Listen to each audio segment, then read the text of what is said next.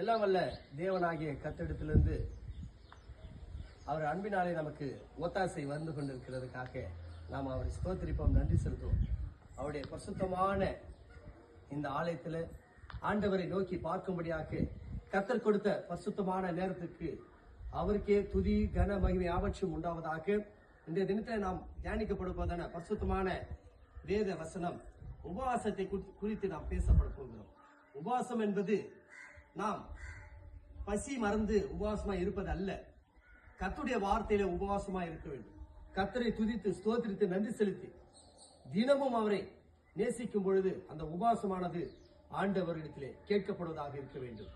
அது மாத்திரமல்ல, உபவாசம் என்பது வஸ்திரம் இல்லாதவனுக்கு வஸ்திரம் கொடுப்பதும், உணவு இல்லாதவனுக்கு உணவை கொடுப்பதும், திக்கற்றவனை ஆதரித்து வழிநடத்துவதும் ஒரு உபவாசமாக இருக்கிறது.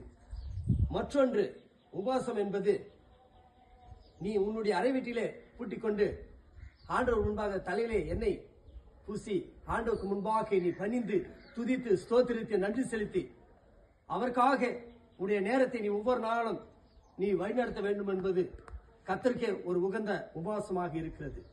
உன்னுடைய தனிப்பட்ட முறையில உபவாசம் இருந்து ஆண்டவரை நீ நோக்கி ஸ்தோத்திரித்து நன்றி செலுத்தி துதிக்கும் பொழுது உனக்குள்ள இருக்கிற அந்த ஆவி தேவனிடத்துக்கே ஒவ்வொரு நாளும் ஆத்மாவோடு பார்க்கும்படியாக இருக்கும். அப்பேற்பட்ட பரிசுத்தமான அந்த உபவாசம், நீ எந்த காரியம் நினைத்து நீங்கள் ஜெபிக்கிறீர்களோ அதெல்லாம் நிறைவேறும். அதுதான் உண்மையான உபவாசம். ஆண்டவராய் இயேசு கிறிஸ்து கூட 40 நாள் உபவாசமாக இருந்தார் என்று வேதம் சொல்லுகிறது. அதுபோல எல்லோரும் நம் வேதத்திலே ஒவ்வொரு காரியங்களை பார்க்கும்போது எல்லோரும் உபவாசமா இருந்து எல்லா காரியத்தையும் ஜெயித்தார்கள் என்று சொல்லப்படுகிறது. அதனால் உபவாசம் என்பது மனிதனுக்கு முக்கியமான ஒரு காரியமாக இருக்கிறது. நீங்களும் உங்களுடைய வாழ்க்கையில உபவாசமா இருந்து ஜெபித்து பாருங்கள், உபவாசமா இருந்து மற்றவர்களுக்கு உதவி செய்யுங்கள்.